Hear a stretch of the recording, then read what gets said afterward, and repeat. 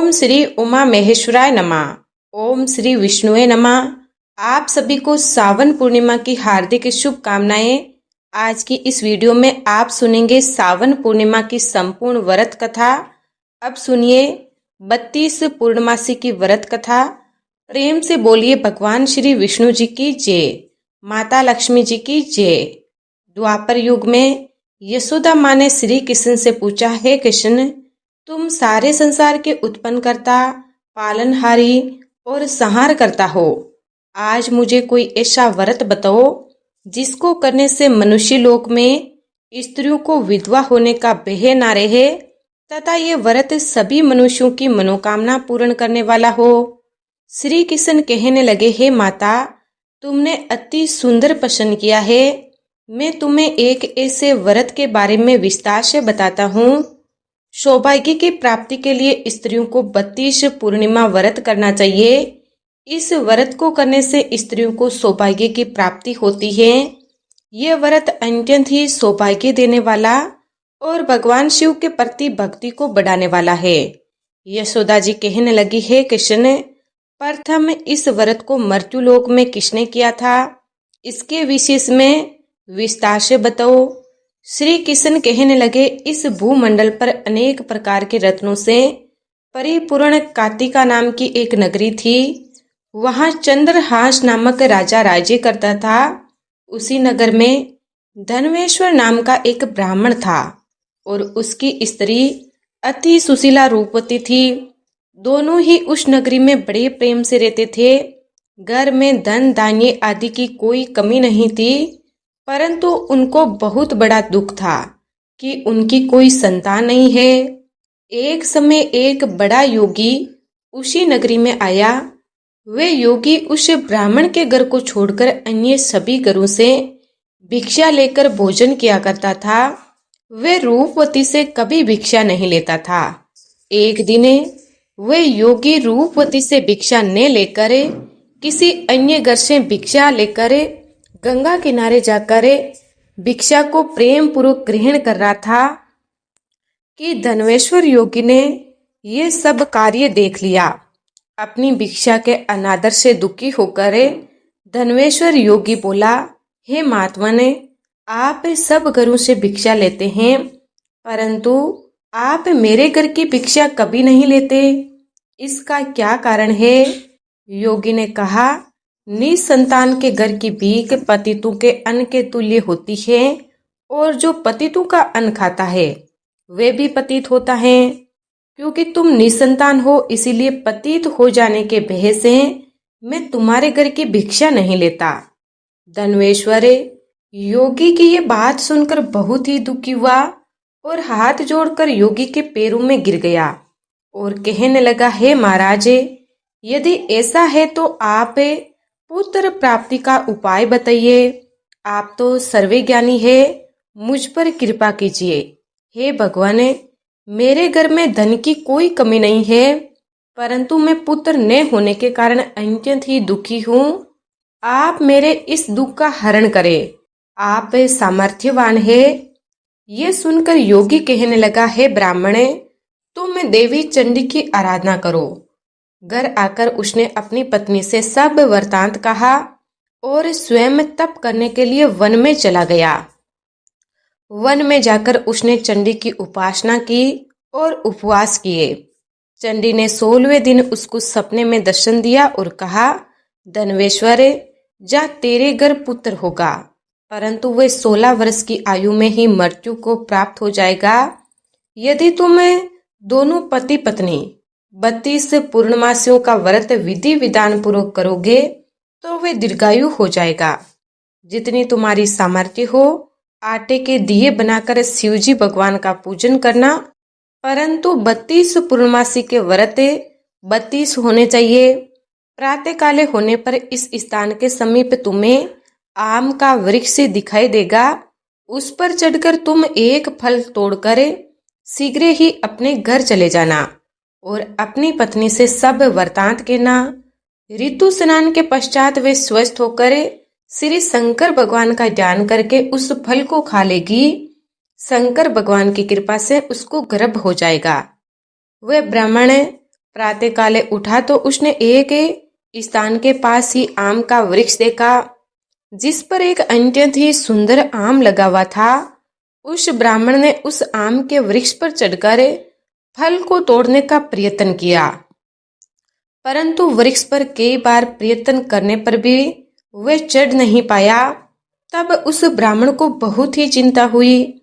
तब विघ्न विनाशक श्री गणेश भगवान की वंदना करने लगा। हे दयानिधि, अपने भक्तों के विघ्नों का नाश करके उनके मंगल कार्य को कराने वाले, दुष्टों का नाश करने वाले, रिद्धि सिद्धि प्रदान करने वाले, आप मुझ पर कृपा करके इतना बल दे कि मैं अपने मनोरथ को पूरा कर सकूं। इस प्रकार गणेश जी प्रार्थना करने पर उनकी कृपा से धनवेश्वर वृक्ष पर चढ़ गया और उसने सुंदर आम के फल को तोड़ लिया। और धनवेश्वर ने सोचा कि वरदान से फल मिला है तो वह यही होगा, और कोई फल तो दिखाई ही नहीं दे रहा है। धनवेश्वर ब्राह्मण ने जल्दी से घर जाकर अपनी पत्नी को वह फल दे दिया और उसकी पत्नी ने अपने पति के कहे अनुसार उस फल को खा लिया और वह गर्भवती हो गई। भगवान जी की कृपा से उसे एक अत्यंत ही सुंदर पुत्र उत्पन्न हुआ, जिसका नाम उन्होंने देवीदास रखा। माता पिता के हर्ष और शोक के साथ वे बालक शुक्ल पक्ष के चंद्रमा की भांति अपने पिता के घर में बड़ा होने लगा। माता भवानी की कृपा से वे बालक बहुत ही सुंदर, सुशील, विद्या पढ़ने में बहुत ही निपुण हो गया। दुर्गा जी की आज्ञा अनुसार उसकी माता ने 32 पूर्णमासी का व्रत रखना आरंभ कर दिया, जिसे उसका पुत्र बड़ी आयु वाला हो जाए। 16वां वर्ष लगते ही देवीदास के माता पिता को बड़ी ही चिंता हो गई कि कहीं उनके पुत्र की इस वर्ष मृत्यु ना हो जाए। इसीलिए उन्होंने अपने मन में विचार किया कि यदि ये दुर्घटना उनके सामने हो गई तो वे कैसे सहन करेंगे। इसीलिए उन्होंने देवीदास के मामा को बुलाया और कहा, हमारी एक बहुत बड़ी इच्छा है कि देवीदास 1 वर्ष तक काशी में जाकर विद्या अर्जन करे और उसको अकेला भी ना छोड़ना चाहिए। इसके साथ में आप चले जाइए और 1 वर्ष के पश्चात इसको वापस ले आना। सब प्रबंध करके उसके माता पिता ने काशी जाने के लिए देवीदास को एक घोड़े पर बिठाकर उसके मामा के साथ भेज दिया। परंतु ये बात उसके मामा या किसी और से नहीं बताई। धनवेश्वर तथा उसकी पत्नी ने अपने पुत्र की मंगल कामना तथा दीर्घ आयु के लिए भगवती दुर्गा की आराधना और पूर्णमासियों का व्रत करना आरंभ कर दिया। इस प्रकार बराबर 32 पूर्णमासी के व्रत को उन्होंने पूरा किया। कुछ समय पश्चात एक दिन वे मामा और भांजा मार्ग में रात बिताने के लिए किसी गांव में ठहरे हुए थे। उस दिन उस गांव में ब्राह्मण की अत्यंत ही सुंदर, सुशीला और गुणवती कन्या का विवाह हो रहा था। जिस धर्मशाला के अंदर वर और उसकी बारात ठहरी हुई थी, उसी धर्मशाला में देवीदास और उसके मामा भी ठहरे हुए थे। संयोगवश कन्या को तेल आदि चढ़ाकर मंडप आदि कार्य किया गया तो लगन के समय वर को धनुर्वात हो गया। इसीलिए वर के पिता ने अपने कुटुंबियों से विमर्श करके निश्चय किया कि ये देवीदास मेरे पुत्र जैसा ही सुंदर है, मैं इसके साथ ही लगन करवा दूं और बाद में विवाह के अन्य कार्य मेरे लड़के के साथ हो जाएंगे। ऐसा सोचकर देवीदास के मामा से जाकर बोला कि तुम थोड़ी देर के लिए अपना भांजा हमें दे दो, जिसे विवाह के लगन का सब कार्य सुचारू रूप से हो सके। तब देवीदास का मामा कहने लगा, जो कुछ भी वधु पक्ष से कन्यादान के समय वर को मिले वे सब हमें दे दिया जाए तो मेरा भांजा इस बारात का दूल्हा बन जाएगा। ये बात वर के पिता ने स्वीकार कर लेने पर उसने अपना भांजा वर बनने के लिए भेज दिया और उसके साथ सब विवाह कार्य विधि पूर्वक संपन्न हो गए। पत्नी के साथ वे भोजन करने के पश्चात बहुत ही उदासीन और दुखी हो गया। उसने सब बातें जो वर के पिता और उसके मामा के बीच में हुई थी लड़की को बता दी। तब कन्या कहने लगी कि ये ब्रह्म विवाह के विपरीत कैसे हो सकता है। देव, ब्राह्मण और अग्नि के सामने मैंने आपको ही अपना पति माना है, इसीलिए आप ही मेरे पति हैं। मैं आपकी ही पत्नी रहूंगी। अन्य किसी की नहीं। देवीदास ने कहा, ऐसा मत करिए, क्योंकि मेरी आयु बहुत कम है। मेरे पश्चात आपकी क्या गति होगी, इन बातों को अच्छी तरह विचार कर लो। परंतु वे ढर्ट विचारों वाली लड़की थी। वे बोली, जो आपकी गति होगी वही मेरी गति होगी। प्रातःकाले देवीदास ने अपनी पत्नी को 3 नगु से जड़ी हुई एक अंगूठी दी, एक रुमाल दिया और बोला, हे प्रिय, इसे ले लो और संकेत समझकर स्थिर चित हो जाओ। मेरा मरण और जीवन जानने के लिए एक पुष्प वाटिका बना लो। उसमें सुगंधित वाली एक नव मलिका लगाओ और उसको प्रतिदिन जल से सिंचा करो और आनंद के साथ खेलो कूदो और उत्सव मनाओ। जिस समय और जिस दिन मेरा मरणांत होगा, ये फूल सूख जाएंगे और जब ये फिर से हरे हो जाए तो समझ लेना मैं जीवित हूँ। ये बात निश्चय करके समझ लेना, इसमें कोई भी संशय नहीं है। इतना कहकर देवीदास वहां से चला गया।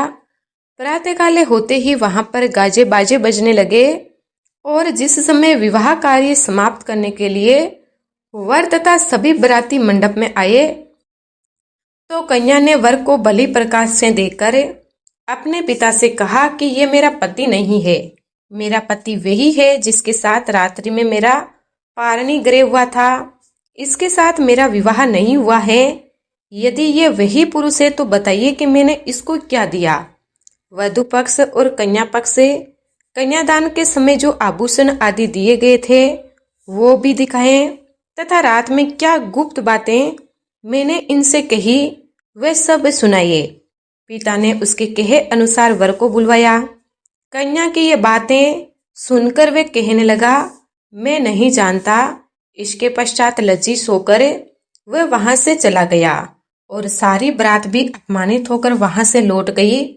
भगवान श्री कृष्ण बोले, हे माता, इस प्रकार देवीदास काशी विद्या अर्जन के लिए वहां से चले गए और जब कुछ समय बीत गया तो काल से प्रेरित होकर एक सर्प रात्रि के समय उसको डसने के लिए वहां पर आया।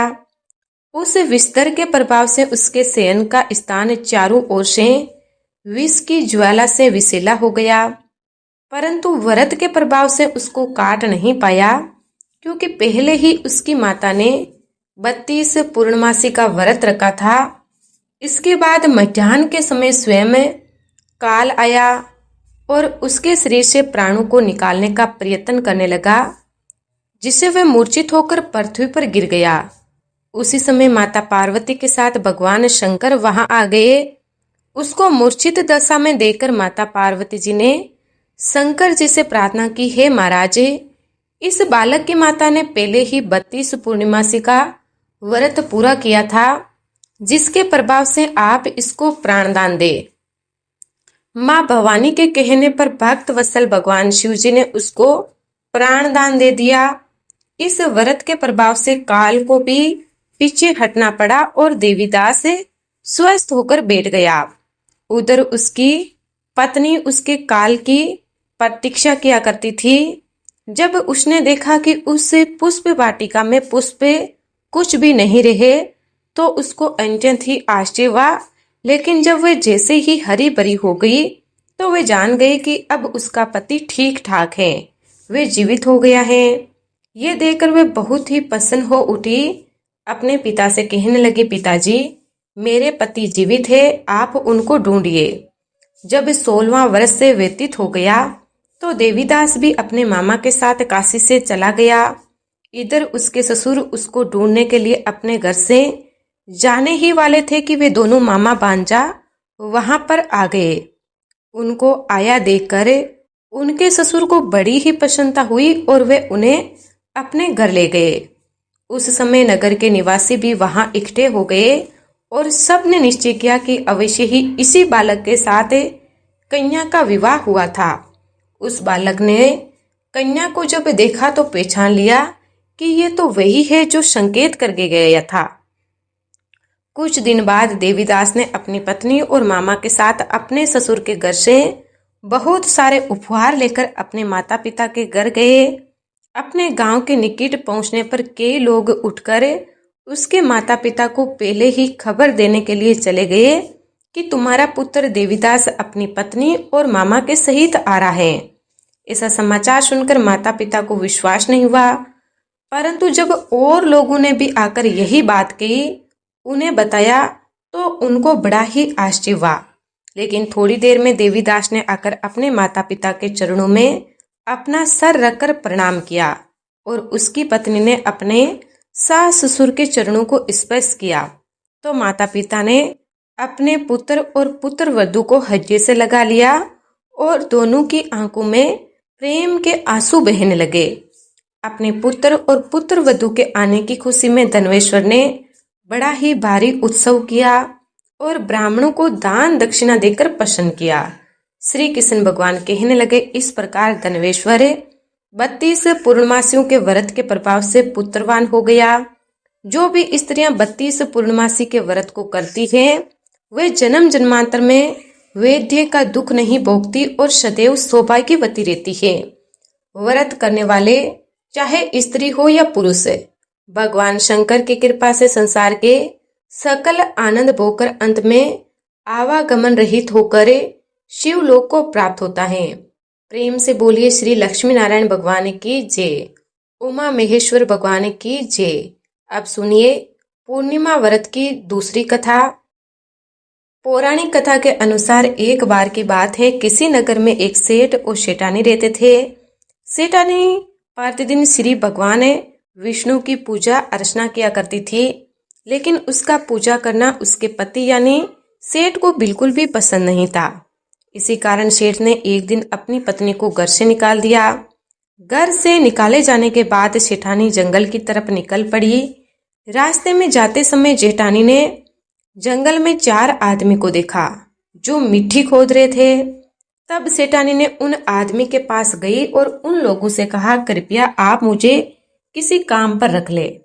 इसके बाद चारों आदमी ने सेठानी को नौकरी पर रख लिया। सेठानी के हाथ पांव बहुत ही कोमल थे, इस वजह से काम करते करते उसके पैर पर छाले पड़ गए। सेठानी के हाथों को देखकर चारों आदमी ने कहा, तुम ये काम छोड़ दो, तुम किसी अच्छे घर खानदान की लगती हो, इसकी जगह तुम हमारे घर के काम में हाथ बटा दो। सेठानी इस काम के लिए राजी हो गई। फिर वे चारों आदमी सेठानी को अपने घर ले गए। वहां चारों आदमी हर दिन 4 मुट्ठी चावल लाते थे और आपस में बांटकर उसे खा लेते थे। ये देखकर सेठानी को बहुत ही बुरा लगा। अगले दिन सेठानी ने चारों से कहा, सुनो भाई, तुम लोग कल से 4 मुट्ठी की जगह 8 मुट्ठी चावल लेकर आना। सेठानी के कहे अनुसार चारों आदमी अगले दिन 8 मुट्ठी चावल लेकर आए। उस चावल को सेठानी ने पकाकर सबसे पहले भगवान विष्णु को भोग लगाया और फिर चारों आदमियों को परोसा। जब चारों आदमी ने उसे भोग लगाए भोजन को खाया तो उन लोगों को बहुत ही स्वादिष्ट लगा। उन्होंने सेठानी से कहा, बहन, आज जो तुमने खाना बनाया वह बेहद ही स्वादिष्ट है। इस पर सेठानी ने कहा, यह भोजन भगवान विष्णु का झूठा है, इसी वजह से आप लोगों को ये बहुत ही स्वादिष्ट लग रहा है। उधर सेठानी के जाने के बाद से सेठ भूखा रहने लगा।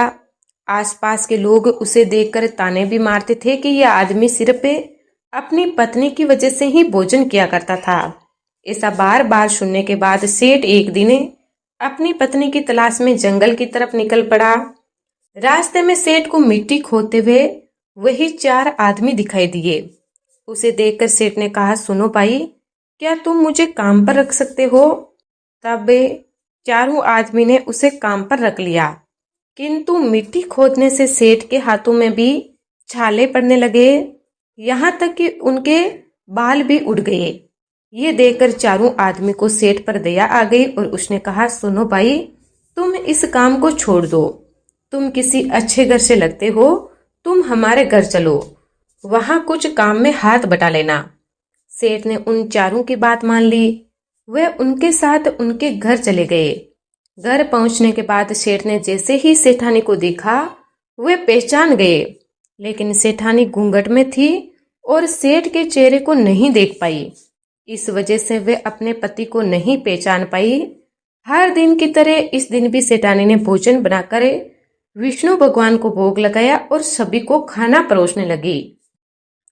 जैसे ही सेठानी सेठ को भोजन देने लगी, तब स्वयं भगवान विष्णु ने सेठानी का हाथ पकड़ लिया और कहा, ये तुम क्या कर रही हो?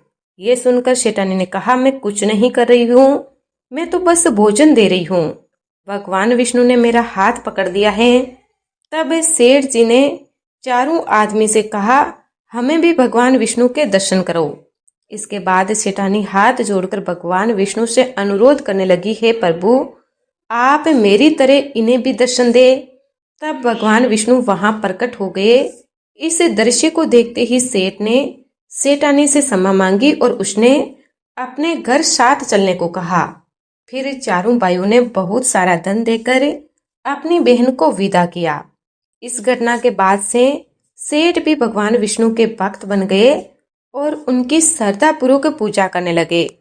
ऐसा करने से सेठ सेठानी के घर फिर से धन की वर्षा होने लगी। मान्यता है कि पूर्णिमा का व्रत रखकर इस कथा को सुनने से भगवान श्री विष्णु की कृपा से सभी के घर धन धान्य से भर जाते हैं और सभी के दुख दूर होते हैं। प्रेम से बोलिए, भगवान श्री विष्णु जी की जय।